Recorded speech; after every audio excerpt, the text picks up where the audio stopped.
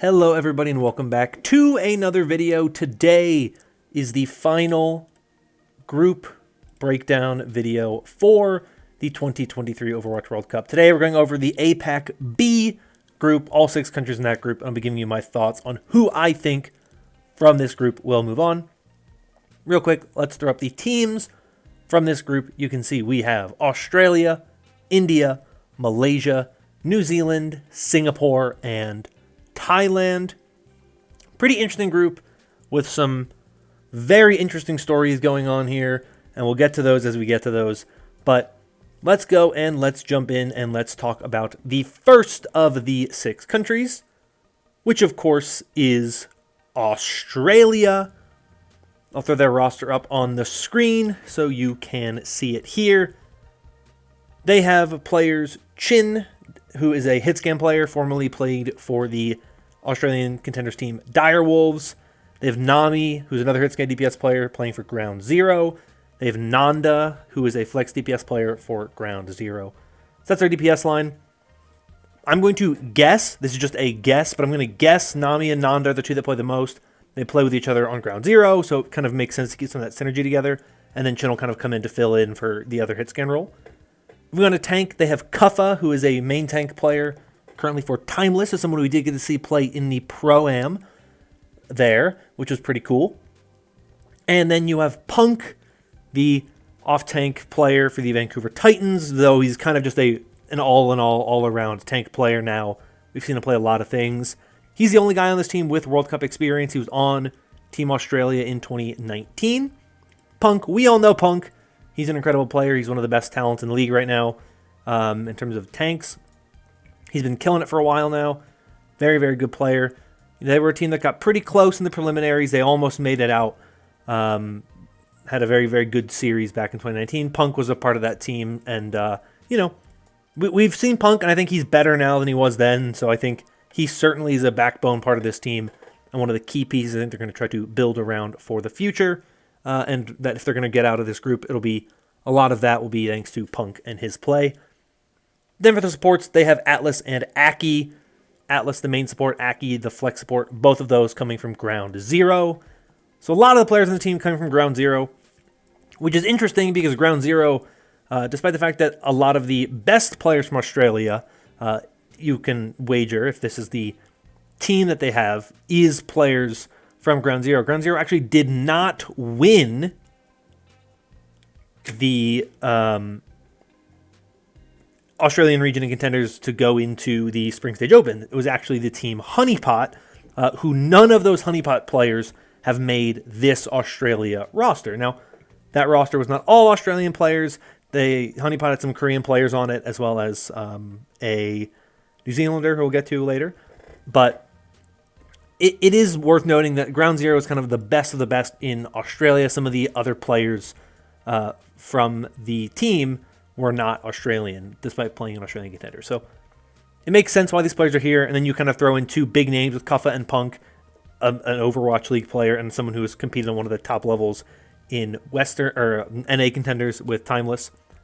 The other key for this team, I think, is the fact that they have a competition committee, which includes Unter as their head coach and Face as their GM, which is an interesting little turn because, of course, Face is the current head coach for the LA Gladiators, while Unter is an assistant coach.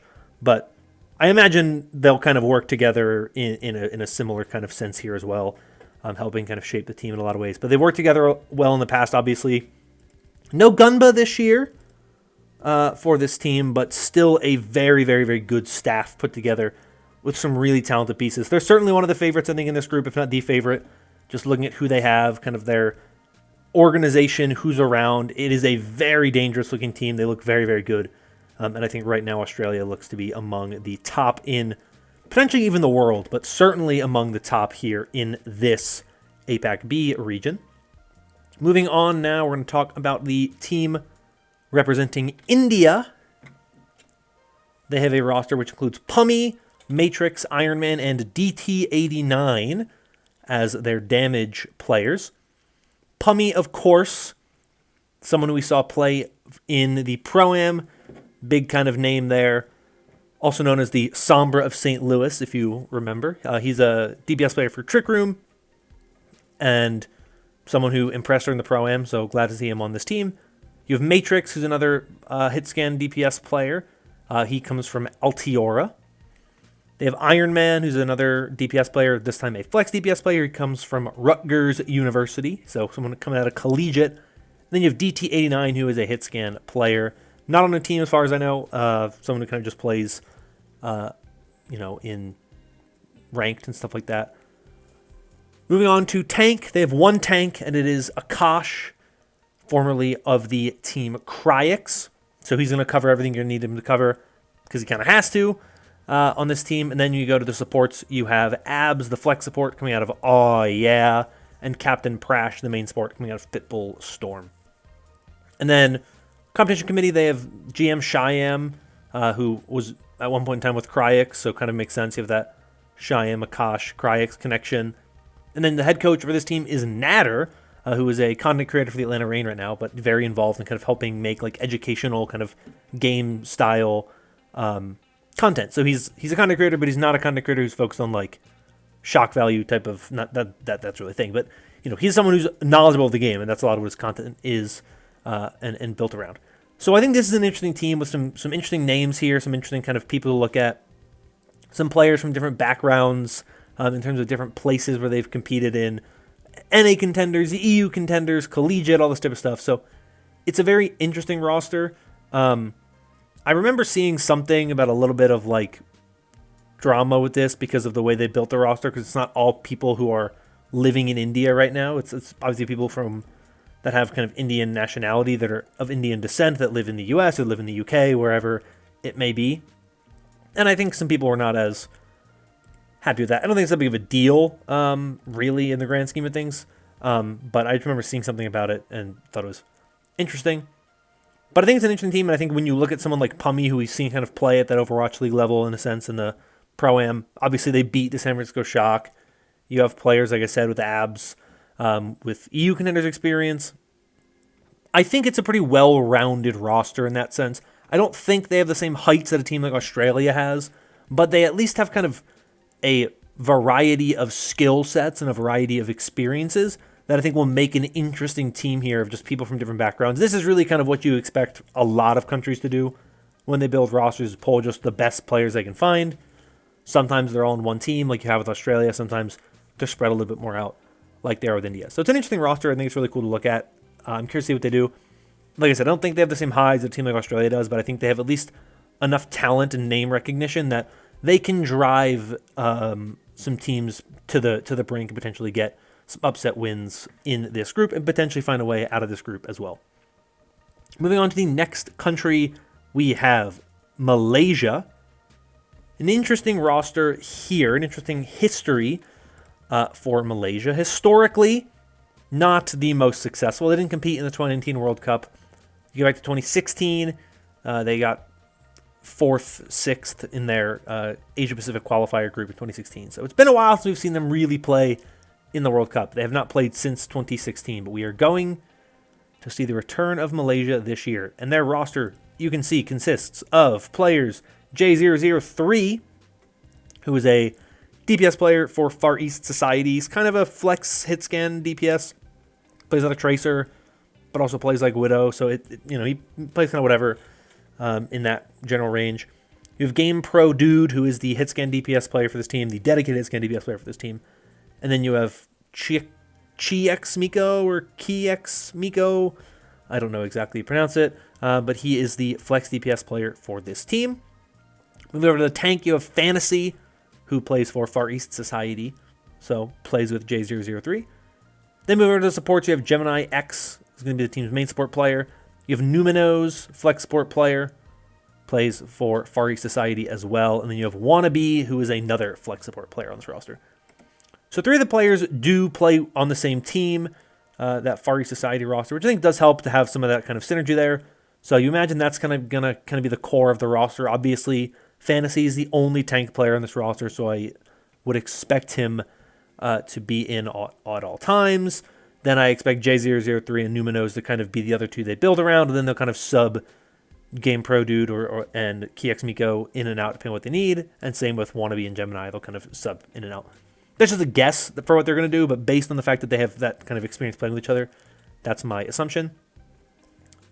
They also have their head coach on this team is head coach in the name of Blue Ice, who formerly worked with the teams Wallplay and DAF, who are pretty top-level teams in the Asia-Pacific contenders region. So that's a good positive thing that they have going on there. And so I think this Malaysia team is interesting. Like I said, their history doesn't give you a ton of confidence that they'll be a really high-performing team when you just consider what they've done in the past. They don't have a ton of name value in that way. They don't have that kind of big, super impressive resume historically. They didn't even get out of their kind of group in recent contender stuff. They didn't finish in super high levels, but they did do quite well in the Malaysian Open Trials, which is why we're seeing them here. But that team in general, that Far East Society roster, is a mix of a bunch of different players from a bunch of different backgrounds. So the three that are here are good, and it shows you that they kind of deserved or earned their spot on this roster through what they were able to do on that team. And so they're going to continue doing that here now as a part of Team Malaysia. Moving on now, let's talk about Team New Zealand. I'll throw their roster up on the screen for you. You can see that they have DPS players Par and Color Hex. Par is a hitscan DPS player currently playing for the team Order in, I believe it's in Australian contenders. And then, maybe an NA, but I think it's Australian. And then you have Color Hex, flex DPS player, very flexible, plays a lot of different stuff. If you've been around the Overwatch League scene long enough, you will recognize the name. Former player for the Boston Uprising, I want to say for the 2019, 2020, and 2021 seasons. So not the best years for the Uprising, but Color Hex was certainly one of the standout players at times on that roster. And he is now on Honeypot. I mentioned before that a New Zealand player, Color Hex, is the person on that roster there. Very, very good, solid DPS duo. I think Color Hex, big name player. I've talked about this in the past. I think if you have a big name player, you have a star player, that is oftentimes a good thing to get you some of that elevation that you need to find success in the World Cup. And I think Color Hex could be that person for this team. New Zealand and Australia have had some of the big matchups in the past. I remember that matchup in the 2019 preliminaries. It was a 3-2 Australia, just barely winning out in that series. One of the best matches in World Cup history. So we're going to get them rematching again, which is really cool to see because these are two really, really good teams. But Par and Color Hex are only DPS players. Color Hex, super flexible. You can play pretty much anything you need. He'll give you basically whatever is really kind of in need for the team, which is always a really good thing for your damage players. Moving on to the tanks, they have J-Cap, who is the off-tank for this team. He currently plays for Ground Zero. And they have ODP, who's a main tank for the team Masterminds GC. And then moving over to the supports, you have Finn, not San Francisco Shock Finn, different Finn. This one from New Zealand, main support player for the team Masterminds GC, so plays alongside ODP. And then you have Sector, who's a flex support player for Mind Freak, and August, who is a flex support player formerly for the team Huntsman. So I would guess Finn and Sector are the starters in that support line, with August coming in to fill in those kind of double flex support metas. That's my guess. I do want to shout out the staff for this team as well. The coach is Joker. I don't know a lot about Joker. I'm not sure a ton. But the manager of the team is Mince, who is a viewer on this channel. Hi, Mince. And Mince has worked most recently, from what I could find, with Pitbull Storm, which is a team competing in, I believe, Australian contenders, from what I can tell. Maybe it's EU. I'm not 100% positive. But also with Astronic Esports, where he is a manager on that team. And that is a British team. So I'm going to say Mince is working in EU contenders. I believe Pitbull Storm is EU. It is. So, Mince, shout out to you. If there's anything I didn't talk about that you want to add into the comments, Mince, add that down below. for any context that I didn't touch on. But this is a team that I think is pretty good. I think this is up there with Australia when it comes to kind of the top teams in this group. You have a player with the recognition of Color Hex, a name value player. Like I said, back in 2019, this team was on par basically with Australia. Australia just got a little bit better than them in that matchup against each other. So I think these two, once again, are kind of angling to be towards the top end of teams in this group. I don't necessarily think that they are guaranteed to be top two. There is at least one more team that I think is kind of in a similar area and could compete with them pretty convincingly. But I do like this New Zealand team a lot. You see that they have decent experience across the board as well, which I think helps quite a bit. And so I think when I look at New Zealand, I think this is one of those countries that the Australian region is very strong. They're very isolated, obviously. So Australia and New Zealand play a bit with each other in contenders and stuff like that, but they don't necessarily always get great opportunities to play outside of their region. But when we saw them play in the Opens for the spring stage for the Overwatch League, Honeypot, despite being, I think, kind of one of the teams in one of the worst positions in terms of how to move on, they're the only Australian team playing a super high ping. They looked pretty good, right? So if that's what you're getting out of Australian players, yes, it's not all of those players, but you know what you're getting out of this region with New Zealand and Australia, and I think that these are two pretty good teams. So I think they're the top two favorites out of this group in most people's eyes, but I think because only one of them can win, you never know what happens in terms of some of the third and fourth best teams in this group. It gets very interesting. It gets kind of unique. And it's one of the reasons why I'm excited for this one, because you have a huge rivalry there that I think is going to really be driving the intrigue in this group. And I'm super excited to see the matchup there. But that's it for Singapore. So let's move on that's it for New Zealand. Let's move on now to Singapore, who is the next roster here. This is an interesting team. If you've been following competitive Overwatch closely, you may have seen the stuff going on with this Singapore roster. There's a lot of stuff to go into. I'm not going to make a whole in-depth thing talking about it. I will link in the description to some of the competitive Overwatch posts about it if you want to check them out.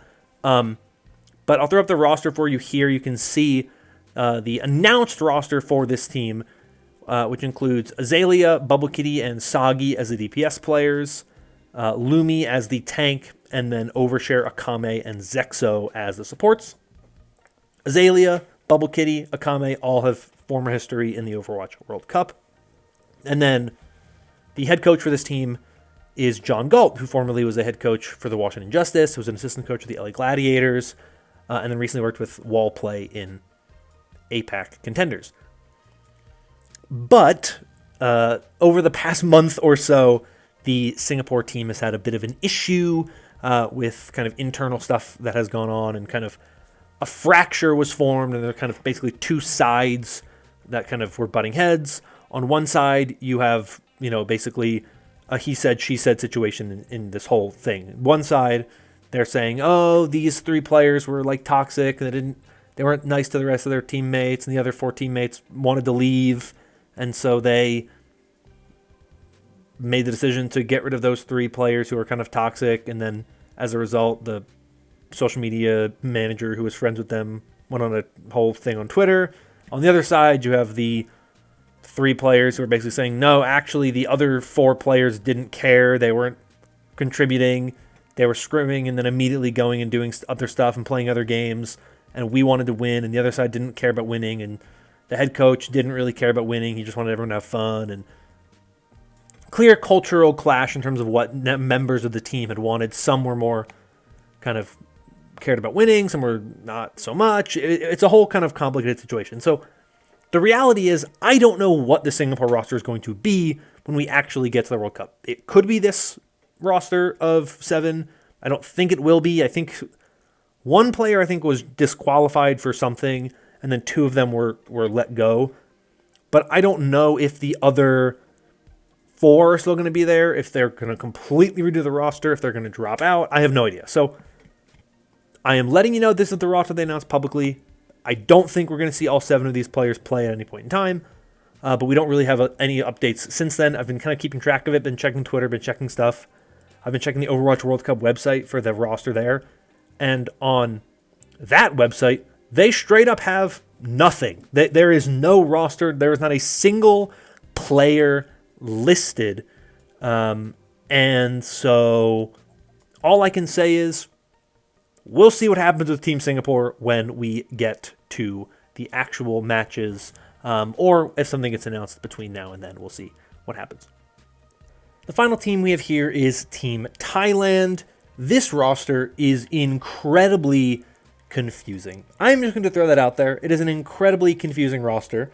A lot of players off-rolling, and also, depending on where you look, 3 different rosters that you will find.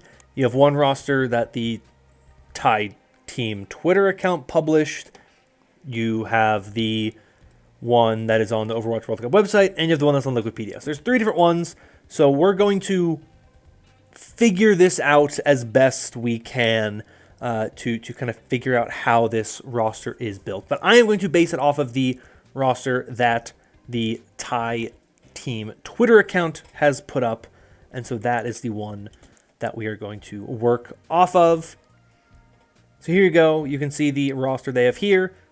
For the tank player, they have Rodtung. For damage players, they have Ace and High Vision. For supports, they have Oputo and Pei Li, and then they have Galewin and Mushroom as their kind of substitute players.